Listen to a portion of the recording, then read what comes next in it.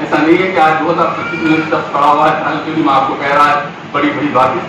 آپ کو بہت پہلے آگاہ کیا تھا. مولانا مودودی کے بارے میں میں پورے وثوق کے ساتھ کہتا ہوں، جس وقت انہوں نے جماعت اسلامی کی بنیاد ڈالی تھی اسی وقت کہہ دیا تھا کہ اس بنیادوں کے اندر پگھلنے کا عمل کب شروع ہوتا ہے. یہ احساس ان کو اس وقت تھا جب وہ بنیادیں رکھ رہے تھے جماعت اسلامی. آپ کہیں گے کہ عبداللہ کی قیمت بھی نہیں ہے. میں کہہ رہا ہوں زوال کے اسباب پڑھے نہیں تو نہیں، کم سے کم لکھتے میں کوئی سوال نہیں. اور اس کا علاج یہ وہ پامفلیٹ ہے جو بہت مشکل میں کہتا ہوں 20 تا 25 یا 30 صفحات پر مشتمل ہے. اس کو پڑھنے کے بعد آپ کو معلوم ہوگا کہ اس شخص کو کیسے معلوم تھا کہ جماعت اسلامی کب تحلیل ہوگی، کب خرابیوں کا شکار ہوگی اور ہوتے وقت کی کیفیت کیا ہوگی. اس کے اندر موجود ہے، پورے طور پر موجود ہے. اور یہ اس لیے موجود نہیں ہے کہ آپ اس پر عمل کریں، یہ اس لیے موجود ہے آپ اس سے کنارہ کشی اختیار کریں.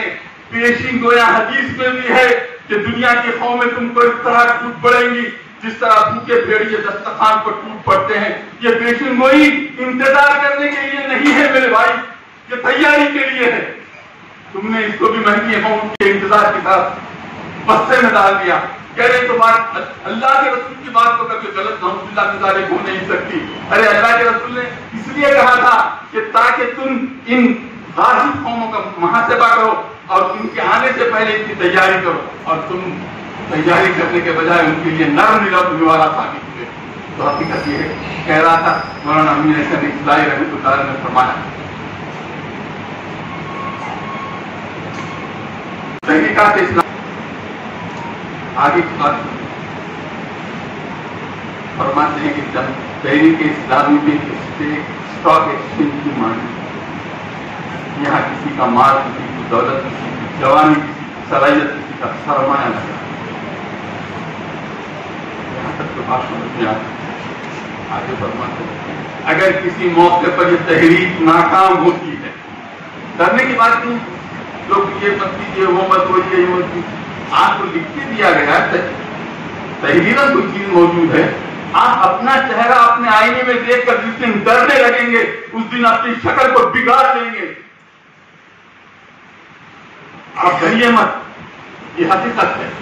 جس دن آپ اپنے چہرے کو پوشیدہ کریں گے اور بچنے کی کوشش کریں گے، قطعی طور پر بچ نہیں سکتے آئینوں سے. آپ کو چہرہ درست کرنا ہوگا. آئینے کو توڑ دینے سے ایک چہرہ 1000 چہرے میں تبدیل ہو جائے گا، لیکن آئینے کا نہیں کچھ بگڑے گا.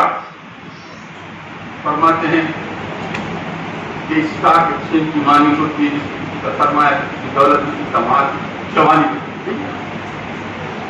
19 یا 21 برس کی عمر تھی مولانا ابوالحسن اصلاحی رحمۃ اللہ علیہ کی جس وقت انہوں نے امارت کی ذمہ داری سنبھالی.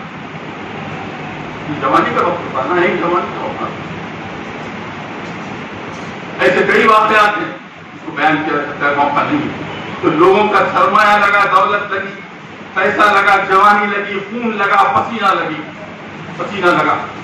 آگے فرماتے ہیں امین احسن اصلاحی رحمۃ اللہ علیہ اگر کسی موقع پر جو تحریک ناکام ہو، اللہ اکبر، تو یہ محض ایک تحریک کا نقصان نہیں ہے، کئی مسئلوں کا.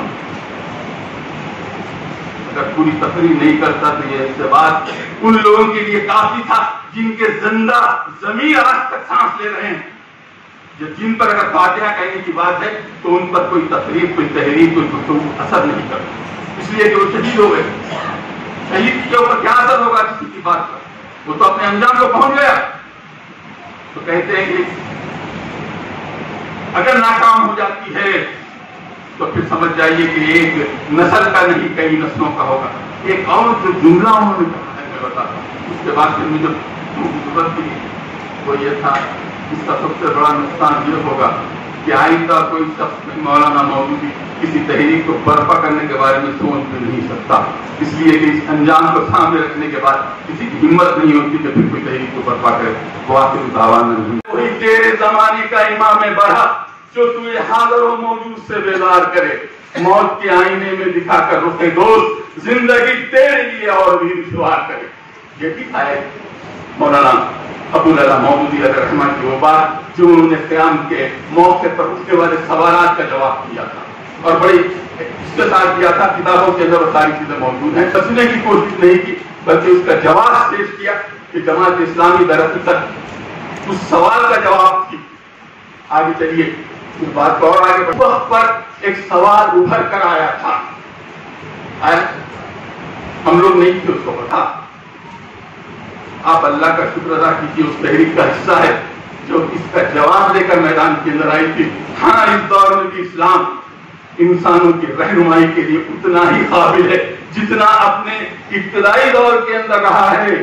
اس عزم کے ساتھ مولانا مودودی علیہ رحمہ میدان کے اندر آئے تھے کہ اسلام جو ہے اس دور کے اندر جو رہنمائی کرتا ہے، یہی وہ چیزیں تھی جو ان کی کتابوں سے چھلکتی ہیں، جس کو پڑھنے کی ابھی ہم کو فرصت نہیں ہے۔ اور وہ خلافت و ملوکیت ہو، الجہاد فی الاسلام ہو، تنقیحات ہو، تنظیمات ہو، سیاسی کشمکش ہو، جس کو لکھنے کے لیے زندگیاں کافی نہیں تھی، اس نے لکھ کر چھوڑ دیا کہ جسم تو خاک ہے اور خاک میں مل جائے گا، میں بہرحال کتابوں میں ملوں گا مجھ کو۔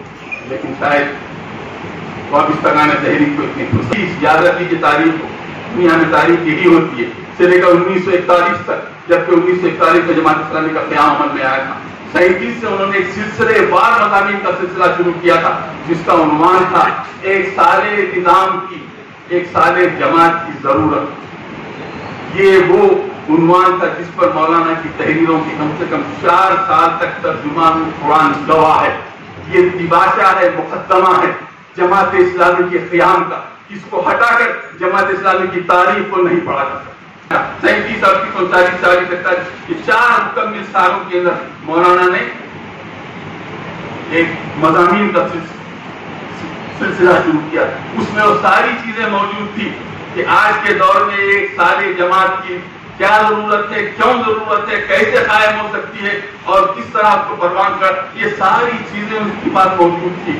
اور انہوں نے یہ ساری چیزیں اس وقت کے ملی حمایلین کو، ملی قائلین کو روانہ بھی کی تھی، جس میں مولانا آزاد رحمت اللہ علیہ بھی تھے، بلکہ آپ نے انسانیت کی بنیاد پر تحریک اٹھائی۔ اسی وجہ سے آج 2025 کے اندر 1447 ہجری کے اندر ہم اس پر گفتگو کر رہے ہیں پورے اطمینان کے ساتھ، ورنہ تحریک کی جماعتیں ختم ہو جاتی ہیں، بہت ساری چیزیں ختم ہو گئی ہیں، یہ کیا باقی رہے گی؟ لیکن جو تحریک اصولوں پر اور آفاقی اصولوں پر قائم ہوتی ہے وہ ختم نہیں ہوتی، اس لیے کہ اس کے دانے آفاقی خطروں سے ملتے ہیں۔ کہا جا سکتا عمر کا اندازہ یا کسی کے زندگی کی حقیقت کا اندازہ لگانا ہے تو اس کے نصب العین سے لگایا جا سکتا ہے۔ اور مرد و خواتین، بہت اہم بات کہہ رہا ہوں، صرف 5 منٹ اور باقی، صرف اور صرف نصب العین سے لگایا جاتا ہے۔ نصب کہتے ہیں گاڑنے کو، عین کہتے ہیں نگاہوں کو، اور آپ کا نصب العین ہے۔ میں اپنے آپ کو بھی یاد دلاتا ہوں، اقامت دین، کسی اور کام کے لیے آپ یہاں نہیں آئے تھے، کسی اور کام کے لیے آپ اداروں کی اور اس کی اور اس کی آپ سے بہتر چیزیں جو لوگ چلا سکتے ہیں، لیکن جس کام کے لیے آپ اٹھے ہیں وہ کام کوئی دوسرا اور نہیں کر سکتا۔ اس کا جواب آپ دیکھیے، آنکھ کھول کے دیکھیے، کئی اسکول ہیں جو مسٹریز چلاتے ہیں، کئی دواخانے ہیں جو عیسائی چلاتے ہیں، آپ سے بہتر چلاتے ہیں ان کا مینجمنٹ، لیکن ان میں سے کوئی آدمی اقامت دین کا کام نہیں کرتا، دین کے قیام کا کام نہیں کرتا۔ لیکن جس کام کے لیے آپ کو اٹھایا گیا تھا، اگر آپ بھی اسی کام کے اندر چلے جائیں تو پھر بتائیے کہ جب کھیت کی باڑ کو چڑھ جائے گی تو پھر اس باڑ کا کیا ہوگا جس پر کھیت کے اندر جو ہے کیفیت رہی ہوگی۔ میں آپ سے ذریعہ کیا ہے؟ معاش ذریعہ ہے، ملازمت ذریعہ ہے، روزگار ذریعہ ہے، تجارت ذریعہ ہے، ذریعہ ہے، یہ مقصد حیات نہیں ہے۔ لیکن جس دن یہ مقصد حیات بن جائے گا، خدا کی قسم یہ ذریعہ آپ کے اوپر غالب آ جائے گا۔ تو یہ بات اپنی نگاہوں کے سامنے کی، اس پر آپ کے سوا کسی نے کرنے کی جسارت نہیں کی۔ ابھی جو نام میں نے احرار سے لے کر خاکسار تک، خاکسار سے لے کر اتحاد المسلمین تک کیے تھے، یہ سارے بڑے بڑے نام تھے، لیکن کسی نے یہ چھوکم نہیں مول لیا جو چھوکم مولانا مودودی نے مول لیا تھا۔ اور اگر ان کے پیرو اور ان کے فرزندان اس سے دستبردار ہو جاتے ہیں یا اس کو ثانوی حیثیت دیتے ہیں تو میں سمجھتا ہوں اس سے بڑا سانحہ اور کوئی نہیں ہوگا۔ میں اپنی گفتگو کہتا ہوں، ختم کرتا ہوں، وہ یہ مولانا امین احسن اصلاحی رحمۃ اللہ علیہ دو اہم باتیں کہیں جو میں نے اپنے سمجھی کی۔ قلب و نگاہ کے اندر جگہ کے عمل کے اندر